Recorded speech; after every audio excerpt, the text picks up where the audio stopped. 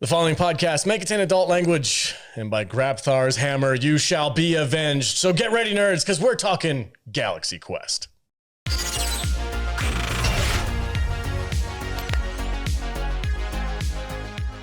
Welcome, everyone, to the Salty Nerd podcast. I am your host, Alex, the Salty Nerd.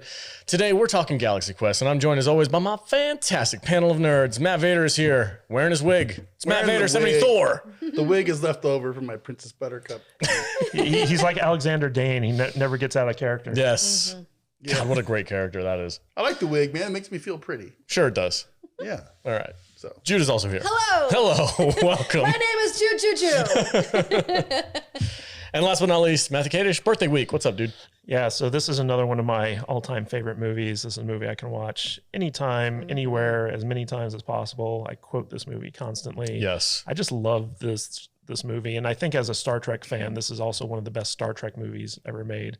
So I just like this movie. It's so much fun to talk about. This movie is a pure love letter to everything about Trek and conventions and nerds in general. Are you raising your hand? What's I'm raising my hand so I can talk. When do you want me to talk? You nerd. Did we get tricked into 2 weeks of Kadish birthday movies? I don't know. What was the last? He picked both movies. I feel like he did get 2 weeks. Yeah. He got 2 weeks this tricked month. us into getting 2 weeks. It's okay. This was not a bad week. He's a manipulator. What were you going to say? Is that what you were going to say? That's why you raised your hand? I did. I wanted to know Christ. if Kadish tricked us into 2 weeks of his movies. The answer to your question is yes. It did. Yeah. You were a master manipulator. He's a blue check mark. Inconceivable. Inconceivable. Welcome to my life. Yeah, how do you deal with that? She calls him a shithead and fucking walks off. Anyway, this I feel like is a love letter to everything nerd culture, conventions and Trek and all that stuff. Is it a love letter? Yeah, it's a or love are letter. they mocking us? Both. We even met some termites. We did. Yeah, we did. Thermians. Thermians. Which are actually the people that we met at the convention were in the documentary about this movie. Yeah. They're like one of the main people I in love it. that documentary. It's a great documentary It's so too. good. Yeah. I think I need to watch that. I don't know if I've seen it. It's a lot of fun. So. Somebody link it so I can watch it later. Maybe I'll. It's on Amazon Prime, I think. Is it? It was when I watched it. I'm not sure what documentary you're talking about. It's Galaxy Quest documentary. Yeah. Well, you know what's funny is Entertainment Tonight actually made a fake documentary about the Galaxy Quest reboot when this movie came out. So like all the actors show up in the documentary as the characters from the movie. Nice. Cool. And it was kind of like a funny little twist on behind the scenes documentaries. I'm a huge fan of Tim Allen, so anything he's in, I'm for. But anyway, we're gonna have a great time talking about it. So stay tuned. We're gonna be right back, and then we're gonna dive into Galaxy Quest. Like Grapthar. Next. Welcome back, everybody. Hey, if you guys want to help support us, you can go to saltynerdclub.com and join the club members area. You guys get access to a absolute shit ton of content. That's right, I said it. And like shows like Star Trek, the original series, a shit ton. It's more than a metric ton. It's one louder. I'm doing air math. It's one louder than a metric ton is a shit ton. Okay. And that's sci-fi. And that's sci-fi. No, we do have a lot of fun talking about classic sci-fi TV shows from the 50s, 60s, 70s and on. And it's great. Ton of fun. And we love our club members. So head over there and join us. It's only $5 a month. You guys get well worth your money. It's less than a cup of coffee. And you help support us at the podcast so we can continue to make awesome content for you guys to enjoy. So we'd love to have you there. saltynerdclub.com. All right, let's get into Galaxy Quest. Take it away, Jude. All right. 1999 Galaxy Quest, rated PG with a runtime of 1 hour 42 minutes. This had a budget of $45 million. What do you think this brought in? 85 million. Okay. 70 million dollars. Had a budget of $45 million with a box office of $90 million. Nice. Yeah. Good for it. Do you want me to tell you what it's about? Oh, please. Okay. When a couple of termites come down to Earth on a mission, they need the famed and heroic Captain Taggart they've based their whole society on to save them. Through historical documents transmitted into space, they've designed a ship that only the crew of the Protector can navigate. Unfortunately, Captain Peter Quincy Taggart is really Jason Nesmith, an actor from an old sci-fi television show, and his crew is made up of disgruntled co-stars. When they find themselves transported into space just outside Saturn, they have to adopt their old personas once again, but this time for real. And by Grapthar's hammer, they're determined to save the day and keep Guy from getting killed. Discuss. I adore this movie. There's so many fun bits that we can talk about. I don't want to get drawn into every single quotable line, but it's Guy. Guy. Guy. It's gonna happen. It's so great. I'm sorry, but like I'm just gonna go with it. what? Get your curmudgeon ass out of here, you naysayer. So we're just gonna Is there quote air the out whole there? movie. You don't know. You don't know. I love it when Tony Shalhoub first gets beaten down. Yeah. And he's like, oh, that was a hell of a That thing. was a And hell he of a turns around, thing. he's like, what's wrong with them? I don't know. And, yeah, I don't know. Come on, let's go check out the ship. We're jumping ahead. But what I love about this is like, because are they making fun of us? Or are they saying that they love us? You never really know, do you? You never know. Like in a perfect example is when they're lining up to do the autograph scene with the actual actors. They're sitting down at this conference and they have these guys come up in costume. They're in cosplaying as these characters.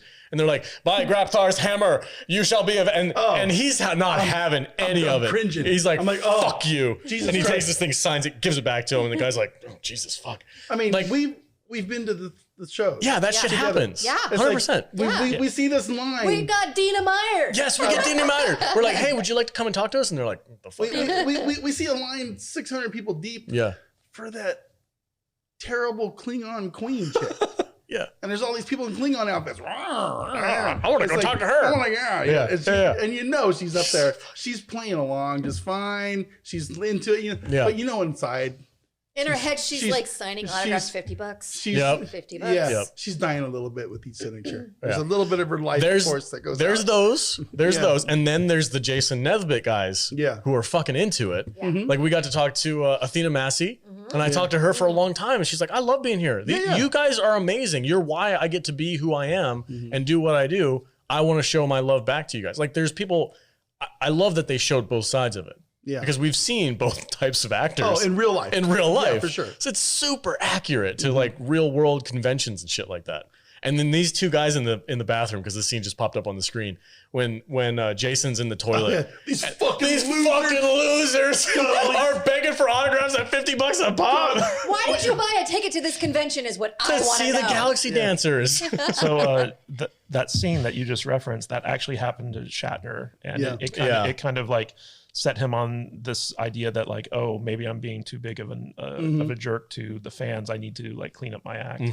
So like that was actually kind of like autobiographical in a weird way. It was cool. The whole convention Atmosphere, world, yeah. It's so weird to me. I like going to conventions, but you're never ever gonna see me in a line waiting to get a scribble on a piece of paper that I'm spending $50 on for somebody's thing. So I get it. Yeah. I do get it. Those I are for the understand it, collectors. but it's just not something I'm into. Yeah. You know, I'm just one of these people. I just spent $80 to get in for the privilege of walking in the front door, and then I got to spend another $600 to get a couple fucking scribbles on a couple photographs that I had to pay $60 for the photo and then another $100 for the scribble. So here's something that never gonna happen. Here's something that I realized when I went to the convention. I took my father to the Star Trek convention here in town I bought a photo with Kate Mulgrew, who's Captain Janeway. I bought one with Shatner, and I bought one with Robert Picardo, and I think one other person. And what I realized is the people who go for the signature, they might not give a shit about the signature, but when you go and get something signed, you typically get a good couple back and forths with the actor. You know, they're there and like, hey, what's up? Nice to meet you. What's your name? Yada yada. They talk to you. You're paying for the meet and greet. You're paying for the meet and greet. The scribble is just the icing on the cake. It's the verification that you were there. With the picture, I kind of regret getting the picture because they didn't give a fuck. No fucks. You walk up and you're like, hey, nice to meet you. And they're like, look that way. Click, get the fuck out. That's and I was wild, like, right? I paid $90 for that shit, I bro. know. Yeah. And then they don't even give you a do-over. No, they don't give you shit. No. You better have your One snap, you're out. You better be practicing your snap face, because if you're like or something, Like, I was- or you're just like super excited because William Shatner's on the other side of the plexiglass from you, and you're all like, I just want to touch you. So It's funny. I was very fortunate. Like my dad, I got the Shatner photo more for my dad. So like when he was in line standing there and he stood next to Shatner and he like, I've been watching you since I was a kid. And he's like, I'm glad you're here. You know, he actually did have a second to say something. Next. And then next. But it was like my dad like reached out to shake his hand and he just put his fist out and he fist bumped him. I was like, oh fuck, man. Did I ever tell you about the time I got a picture with Charlene Harris, the author? Mm-mm. So you know who that is. She wrote the True Blood series. She wrote all that. So I went to a thing where they were like authors were giving a talk and there was like 3 different authors and you can do like a photo with the author. So she was sitting down and there was like a desk and next to her was a chair and it was my turn to get the photo and I had a friend taking it for me.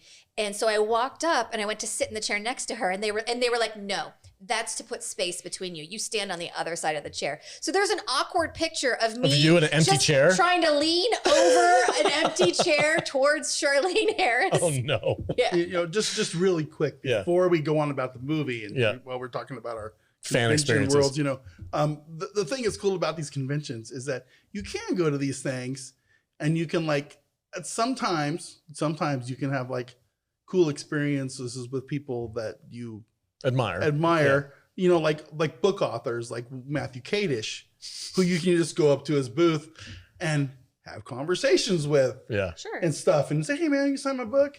And then his 2 dork friends can sit over there at the side table and go, who the fuck does he think he is? What's going on here? Never forget that. You still never come to grips that I have fans later. That's like, oh, Matthew Kadish is here. We're over here on the other side of the booth going, is he famous? What, did he write a book or something? What the fuck is going on right now? Anyway. But yeah, no, it's fun. Yeah, you yeah, know, we the get it. conventions, I'm not shitting on conventions, but I do have some internal issues with, I get it. with the way they just bend you over and fuck you with no lube. Yeah.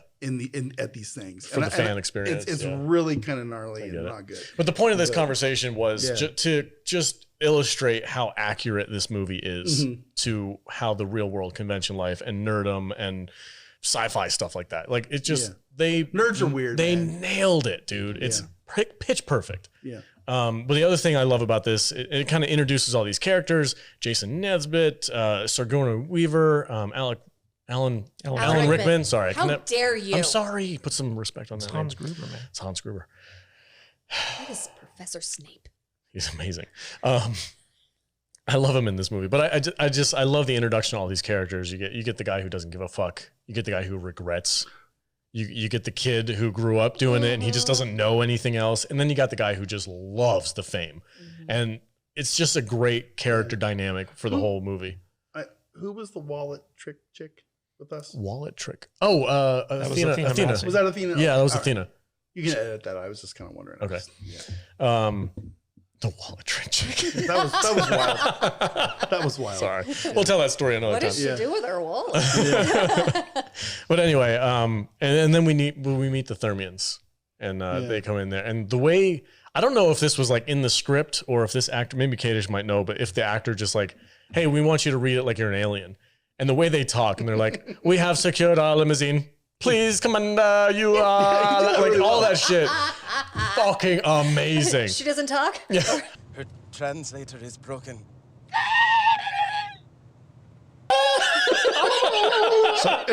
So what's funny about that is that the actor who played Mathazar, Enrico Colantoni, he's an Italian guy.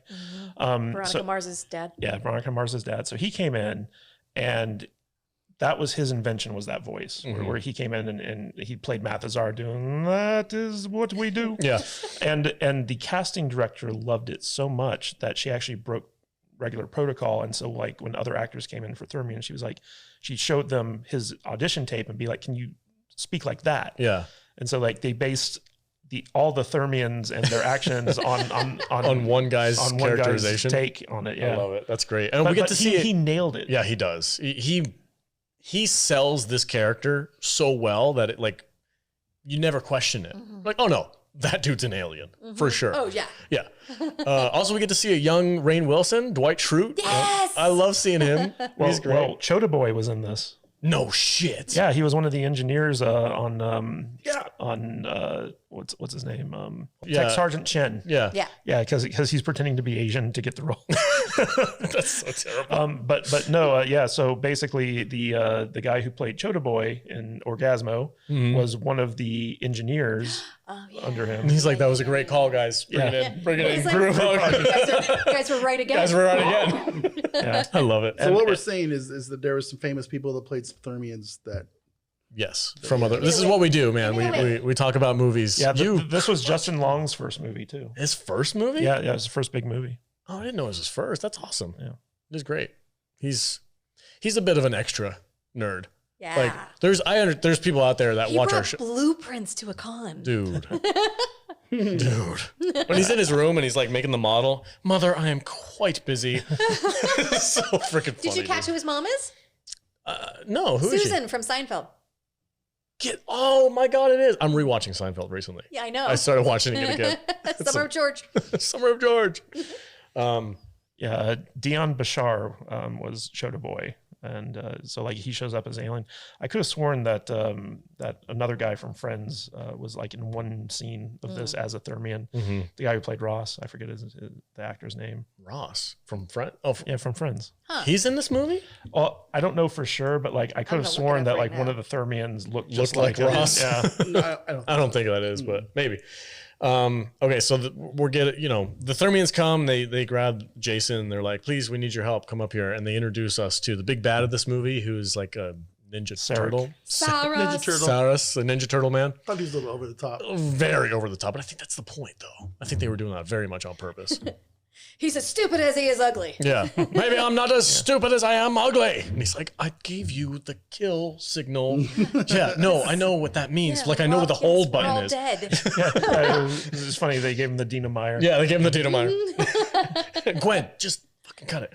The thing I love about this movie is that it's a real ensemble piece. It's not just Tim Allen's movie, but like you have all these wonderful supporting characters, just like on a Star Trek show. Like you have a group of 6, and this movie is kind of like based off of the Seven Samurai, where you have like the villagers coming to recruit the saviors, and they all kind of have to band together to fight the overwhelming enemy. Light bulb just went off in my brain, dude. Yeah. So like the basic overall story of the movie is the Seven Samurai, but what makes this so great is the interactions between the characters, because they're dudes pretending to be the dudes who are the other dudes. Yeah. So they're basically actors playing a role, and then eventually like the actors have to become the characters in order to save the day, which is has such inherent character growth. I love it. Like Alan Rickman's character of Alexander Dane, where like at first Dr. Lazarus. Yeah, Dr. Lazarus. like he basically rejects everything about this character at the beginning of the movie, and then as the movie goes along, by the end of it, he's like, by Grapthar's hammer, dude, you shall be avenged. And you just get chills when he says it. His character arc is the best in the movie. Like he's the one who has, I believe he's the one who has the most change.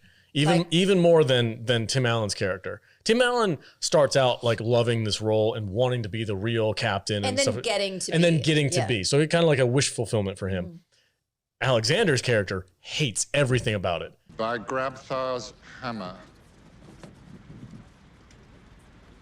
What a savings. Oh God. To That end. Yes, Oh, it's so good. It just shows how great of an actor Alan Rickman is. Yeah. Because like, at the beginning, like he hates saying that line. He's like, I never want to say that line again.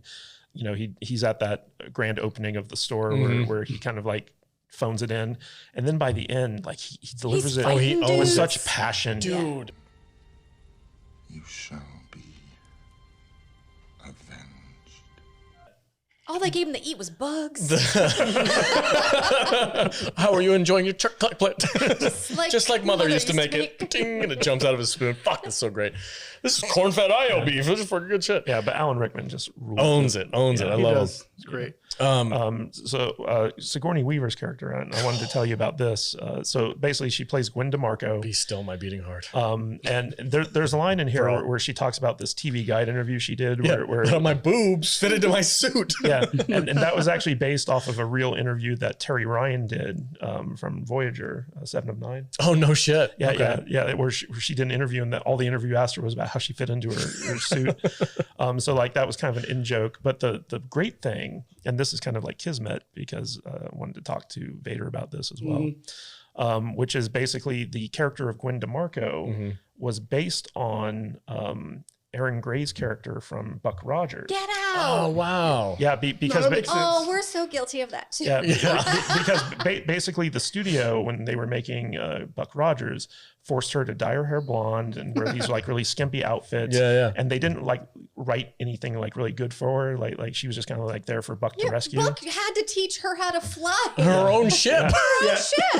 If you go into like some of the weeds on like the Wikipedia stuff for Buck Rogers, there's like paragraphs about Sexism. the trials and tribulations Yeah. that Aaron Gray had to go through about her clothes and her hair Oh, color. I'm 100% sure of that. Yeah. I said it last night. I was crazy. like, she's getting blonder and getting less clothes. But here we are talking about it. We are literally, for our club members area, we're talking about Buck Rogers. And we're all like, oh my God, Aaron oh my Gray gosh, is she so looks so hot. But She's we so give good it looking. equally to all of the characters. Oh yeah, Buck Like, Rogers got his ass for freaking Gil miles. Gerard is in his polyester skin tight ass suit. It's like, good God, he looks good. But I mean, like Tim Allen's character was kind of based off of Gil Gerard For as sure. much as it was Shatner. Does the rolling help? It helps.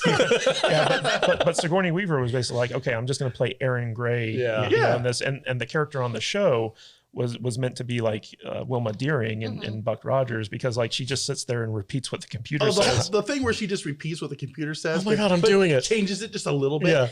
Is really funny. She's like, I have one job. I'm gonna do it. Look, I have one job on this lousy ship. It's stupid, but I'm gonna do it, okay? Even down to like the blonde hair and her boobs popping out. and Yeah, stuff well, like she that. gets more and more undressed as the movie progresses. Her like outfit starts falling off of her. And Alan Rickman's poor hair keeps coming out through his mouth. But Alan Rickman, like throughout the entire movie, Never breaks character. Well, he never breaks character, but also like he's always wearing that alien head. Yeah, Even when he's in his house. Yes, there's a scene where he's at his house and he still has it on. It's so funny, dude. You know that would be the first thing you ripped off after If you an really, appearance. Yeah. Well, maybe that's a bit of his character. Like maybe It's like me taking off my bra when I get home. It's the first thing that comes off. It's gone. Yeah, me too. Vader never takes the wig off, though. No, he it never stays breaks on. character. Get that bro for the moves.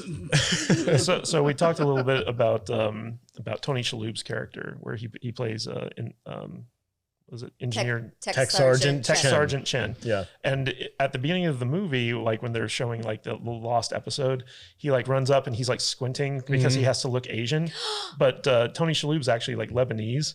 And he plays like so many different races like throughout his career, which is really funny. But throughout the whole movie, Shalhoub made the decision that his character was just going to be high the entire time. I dig it. And so Yeah. like, It works. yeah, and so like everything that he does is through the filter of like this haze of just like being high. Hey guys, Listen. just FYI, the ship's like falling apart and all that. There's going to be a time here in the very near future where I'm not going to have to go to my 9 to 5. And that's going to be me. Cannot wait. Yeah. It's like, I just ate like 4 gummies. Listen, you think I'm fucking joking right now?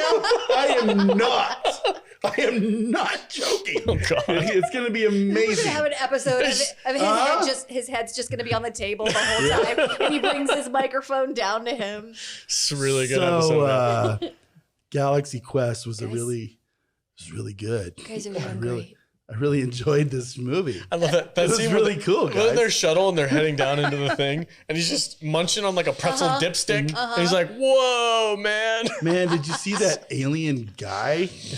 He was really Oh, scary. can we talk about Sam his Rockwell? Okay, hold on. And then he falls in love. Yes, I want to talk about that. I want to say something before I forget because it's never occurred to me until recently when I was watching this movie for the podcast, and I was like, I want to bring something new to the table, and I want to talk about it with you guys for the podcast to kind of have a different take than everybody else has ever reviewed it. Okay.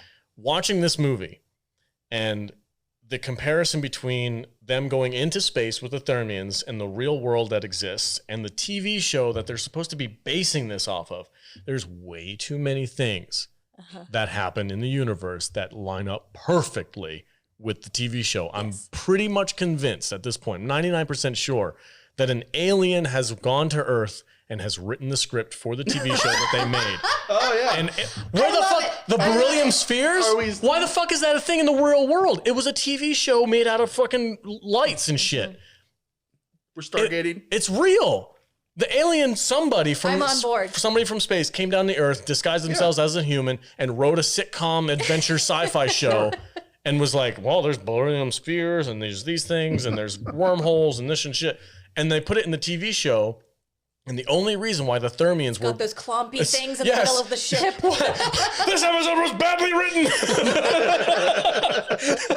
Like, there's an alien who's writing this show. Why is there booby traps on the way to the engine room? This is stupid. The countdown always ends at 1. Yes, yeah.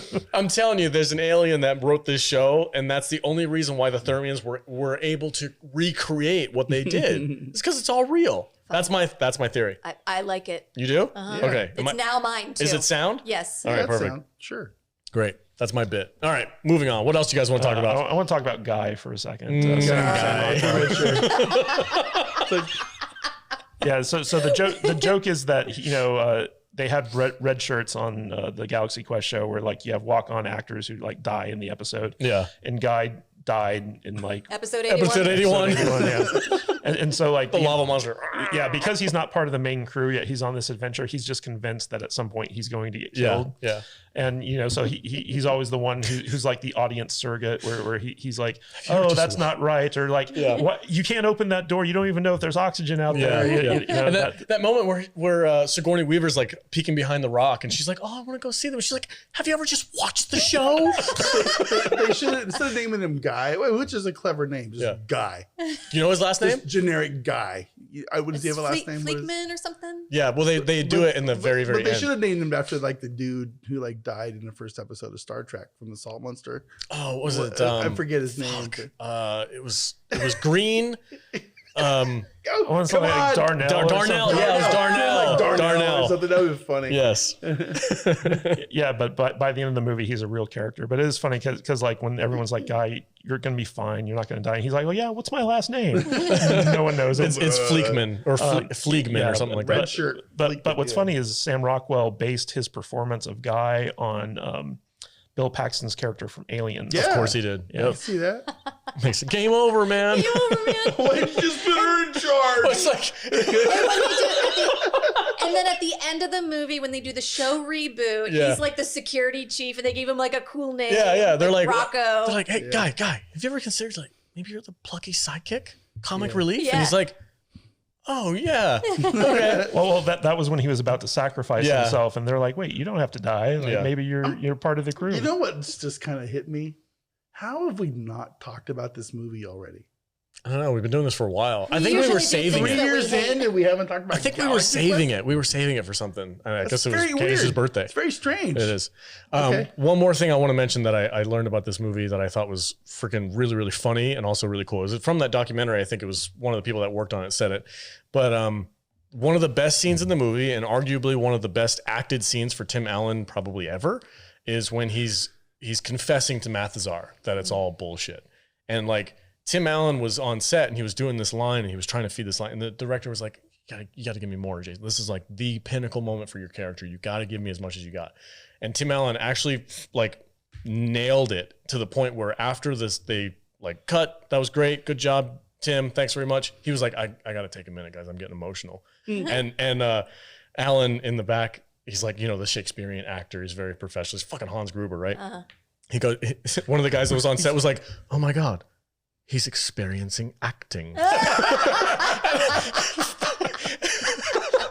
It was such a savage move. I love how you go, it's like, wait a minute, guys. So he's like, he's Hans Gruber. Yeah. He's fucking Hans Gruber, bro. He's Hans Gruber, man. You don't go, he's Professor Snape. I've never seen Harry Potter. He is Severus Snape. I know. It's like Hans Gruber was just like some bad guy. He's also the sheriff of Nottingham. Yeah, for real. It's just like I know he's Alan Rickman. I know he's that dude. He's that guy that cheated on his wife in Love Actually too. He is 100% Snape in my head. Okay. Yes, thank you. It's just Thank you. I've never seen that movie. Well, you need to like grow up and watch. Man, I grew up with him as Hans Gruber. Yeah. He's gonna be Hans Gruber. Yeah, I get it, but Yeah. You would love him because he abuses kids in the whole series. Oh, yeah. Oh, that sounds amazing. he hates children. It's Hates really children. funny. I love my own kids, just to be clear. Just nobody else's. Who's your favorite crew member? I mean, I get turned on by Sigourney Weaver, so I love watching her do her thing. She's hilarious, and she calls bullshit when she sees it. Guy's funny. I'm kind of drunk, so I'm not remembering names. But I really like the pilot. He cracks me up. Kid. Laredo? Laredo. Yeah. Oh, Laredo, how you've grown. when he's like, he doesn't know what the fuck he's doing. Oh no! And they're like, take us out. Yeah. Gets this Kirk maneuver right. It's like, take us out. And he's all like leaning. It's like, And everyone starts leaning. It's like that's something I wanted to always see in Star Trek. Yeah. It's like, what happens if they like hit into just the thing when they scratches the paint. They like missed their like 3-inch window. Yeah. That they have to get the shit out, right? It's like, it's just. It was hilarious. That was like, I think it's one of my favorite scenes in this movie. Probably. When it's just scraping the paint off the side of the thing. And he's just like, oh, yeah. Yeah. It's like, These guys don't know what they're doing. Yeah, it's really funny. But, we talked a little bit about Tim Allen in this movie, Jason Nesmith. And I think Tim Allen is a very lovable actor, But originally this movie was going to be directed by Harold Ramis. And Harold Ramis was kind of like shepherding it through development. And the studio came to him and kind of insisted that Tim Allen be cast as the lead in the movie. And for whatever reason, I don't quite know why, but Harold Ramis hated Tim Allen. And so he was like, I refuse to cast Tim Allen in this role. And when the studio put their foot down, it was like, we need to have Tim Allen in this movie. Basically, Harold Ramis walked away from the movie. That's weird. Yeah, I adore Tim Allen in almost everything he's in. I know he's got a troubled past at times, but I think he's a fun actor in all of it. I'm not really into the Christmas movies, but I feel like he was the right choice for this role. He's basically doing like Shatnerisms throughout like the entire movie. So he got the joke, but at the same time, like he communicated like a certain likability that I think like another actor might not have brought to the role. Yeah, for sure. An everyman, because that's his thing. Like he's an everyman. I think he was perfectly cast for this spot. Absolutely. Outside of Shatner, nobody else really could have pulled this off because he needed somebody in that kind of like that age range who was kind of like smarmy and a smart ass. But so also, I don't know who else would have been able to cast to pull it off.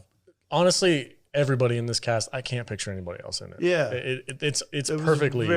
It is an amazing cast. The casting director did well. Yes, give that person a raise. Well, it was the director 100%. Who basically settled on it. But yeah, like this whole movie, like it's so well written, so well structured, so well paced. Everything about this movie is so well done, and I love the whole kind of like love letter to Star Trek and Star Trek fans.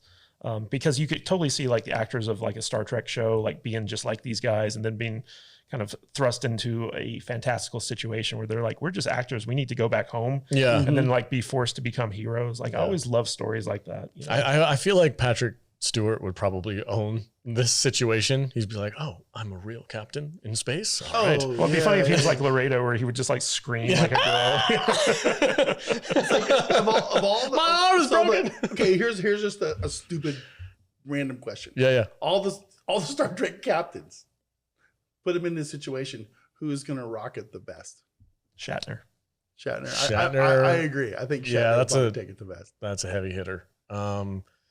Like maybe Cisco. Who's it? Yeah, I was thinking Cisco. He seems like he might be into something like that. Well, the actual actor who plays Cisco is so you gotta out take there. him. You got to take him in the real world and put him in a captain's chair, like out of the blue. It's like you pluck him from the planet and put him in a captain's chair at some random. Oh, geez, I don't know. I think Shatner's got to be the one. I don't know. Comment below. Who do you think is the best? Who's going to be the best captain if they get put in this situation from the Star Trek world, guys? Who's it going to be? Yeah. So the studio that made this movie was DreamWorks Pictures, right? And one of the issues is that this was a Christmas release, and it was originally kind of like more adult and a lot darker. Yeah. And they re-edited it to get it to a PG rating so that it could be like a counter-programming family film for a Christmas release.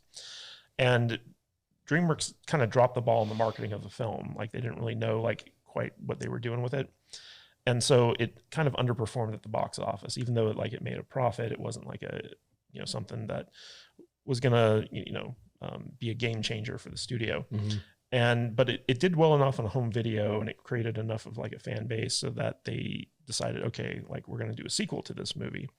But then Alan Rickman died. Yeah. And because of that, the cast and the crew just didn't feel like it would be right to do a sequel without Alan Rickman. That was so sad. How did he pass? Cancer, right?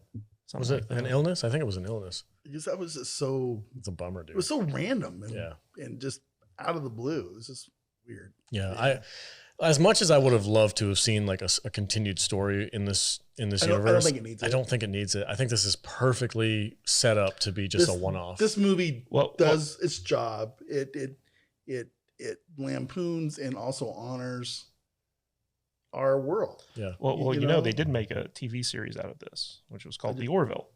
Oh, like the Galaxy Quest reboot that you see on this at the end of this was kind of like the inspiration for Yeah, what but- became the Orville. They kind of fell off the planet. they got bought by Disney, and then they took No, too they- long to make they season just- 3 or Yeah, whatever. they just, I don't know. The Orville. I've never watched a show where I just said, fuck you, I'm not watching it anymore. I'm out. It was such a weird season 3, but Yeah. that's another discussion. Watch our live streams for that, guys. Yeah. So, but yeah, You guys ready to do final thoughts? sure. All right. I absolutely adore this movie. I have no salt on the margarita for this one. I love the cast. I love the story. I love the action. I love the comedy. It's just pitch perfect from start to finish. 5 stars for me. I think it's amazing. I think I watched it 3 times this week Wow. just to have fun with it. Saris is the only bit that I feel like they went over the top, but it doesn't take me out of it.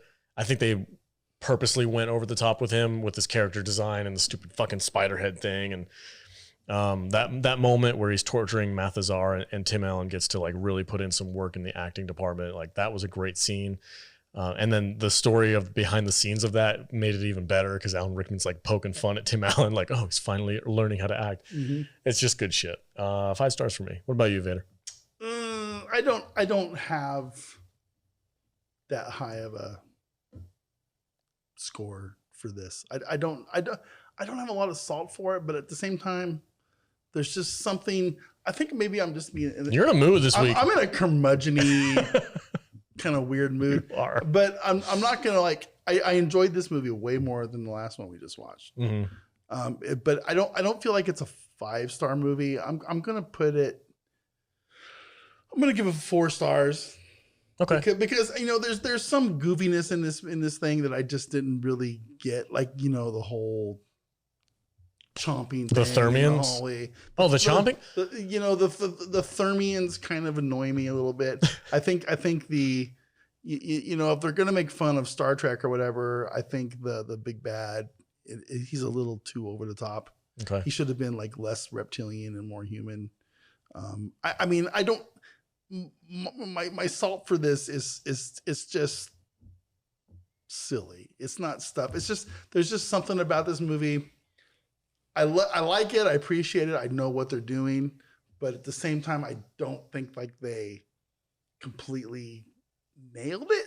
But at the same time, I don't think any other movie's ever gotten close to what this movie's done.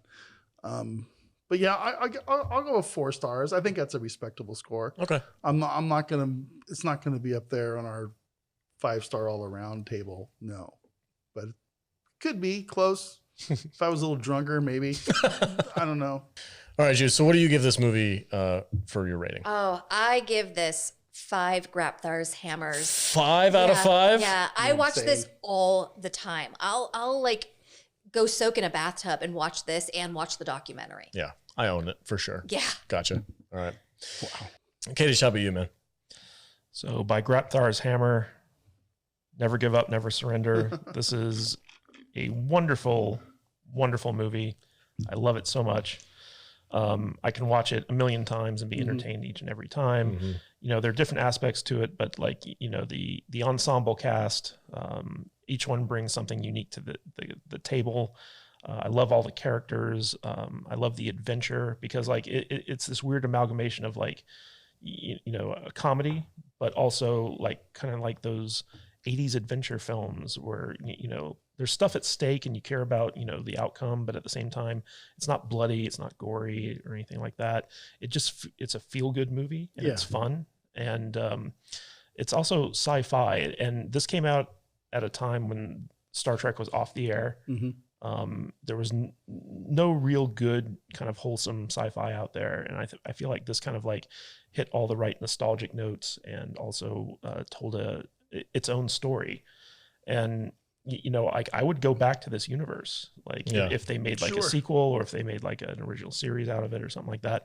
I would want to see like, you know, the Galaxy Quest universe. Hell, I'd even watch the original show Galaxy Quest because it looks like a ton of fun. Yeah, for sure. So you know, there's a lot to like about this show or this movie, and we also kind of skipped over the whole like fan crew that Justin Long leads to help the super nerds. The super nerds to help the actors out. And that brought like a whole kind of like, you know, like fun fan aspect to the movie that's why I think it's a love letter. It's not making fun of people. I've never been insulted by this. Those are me. Those are real. Those are real people. We have fans of this podcast who are just like that. I mean, I've told the story before on this podcast where I used to get together every year with my nerd friends, and we would have a dual birthday party for William Shatner and Leonard Nimoy, because their birthdays are like 2 weeks apart in the real world. And we'd split it. We'd have a birthday party, and my wife would make me an Andorian green cake, and we'd watch Wrath of Khan, and we'd do all kinds of fun Star Trek shit. You know, that's the kind of nerd I am. Yeah. I get it. I do. I get it. I understand it, and there are lots of in jokes in this movie that I love. Tim Allen's shirt getting ripped off, and Alan Rickman's like, "I see you got your shirt off again." So like the relationship between Gwen and Tim Allen's character and stuff like that. There's just so much like that's done right in this movie from a storytelling perspective, from a narrative perspective, from a story structure perspective, from acting perspective. It just hits all the right notes for me. So like, I got to give this, I don't know, 5 rocks out of 5 because it is, to me, like a classic movie. It meets all the criteria for my personal standard of a 5-star movie. And when Jude and I were watching it, like we were literally just quoting every line as it came up. So it's a lot of fun. It's a movie that like I can watch at any point in time and never be bored by it. So I really appreciate this movie. That bit about the transporter when they sucked up the pig lizard up and it was inside out. I appreciate this movie for putting fandoms in more of a positive light, even though they highlighted the weirdness of the whole fandom world. Yeah, because man, they nailed That's weird. Yeah, they're 100% boom, right? Hit it on the head with it. And there's a weird part of fandom out there. There's a very strange part of nerd sci-fi fandom for sure. But you know, you just have to go with it. You have to embrace it. You know, people are into what they're into, and you know, I love them for it. I'm part of it. Yeah. But I'm not paying for a scribble. I'm not doing it. I'm not doing it. Not gonna do it. Not gonna do it. I'll take them out to dinner. Let's take them out to dinner. Yeah, that'll be fun. You have to pay a lot of money for that shit. It's like I actually took Nicole DeBoers and Tripp and the security guy from Enterprise out to dinner one time. Oh shit! Oh, nice. Were they nice? Yeah. That's always super weird. Like when I see wait, they were all at the convention that we were at last time, and you didn't bring them over to the booth? No. God damn you! I mean, it's not like I'm best friends with them or anything. I was just like I had. You know, it was after the convention one year. I think Nicole DeBoer is just cute as hell. Is that T'Pol? It was Dax. Dax. Dax the second 2.0. But you know, she was in Cube with Hewlett. Yeah, for sure. Oh, okay. Yeah, but they were all very nice, and basically I just had a meal with them. Tripp and the security guy, I forget their names. I forget their names too.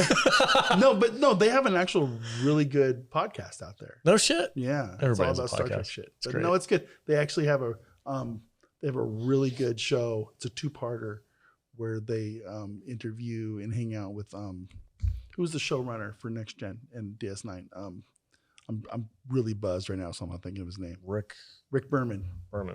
It's fantastic, and Rick Berman does not do interviews. So if you want to get inside some Rick Berman stuff, go check out their podcast. Do you know what the name of it is? I'll put it in the okay. Check something. the comments or something. Yeah, for sure. All right, folks, that's it for Galaxy Quest. Thanks for being here. Really appreciate it. I love this movie. Go watch it. It's on Amazon. Buy it. Share the love. It deserves it all. Vader, where can they find you on the socials? You can find me at Matt Vader 74 on all the social medias and Twitters and the things. Cool. Yes. All I'm out right. there. All right, Jude, where can they find you on the socials? You can find me at I am Jude Juju on Instagram and on TikTok. Kadish, where can they find you at? You can find me at Matthew Kadish, Kadish on Twitter and Truth Social. You can also go to kadishbooks.com, check out my books. And if you're listening to us on Apple Podcasts, please leave us a 5-star rating. That really helps us out. All right. Happy birthday, by the way. Great week. Thank you.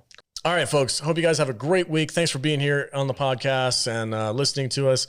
Please help support the podcast any way you can. If you want to join the club members, you can know where to go, saltynerdclub.com. It's great value. If you just want to comment, like, and share this video with your friends, that also helps and goes a long way as well. So we appreciate anything you guys can do for us. And as always, stay salty, my son. What were you going to say? I was going to say, I just want to insert this in because the chat helped us out. Cut. Their podcast is called the Shuttle Pod Show, and you can find it out there on all of the podcast places. Cool. So yeah, there it is. Thanks. Good All right, stuff. folks. Thank you guys for being here. Stay salty.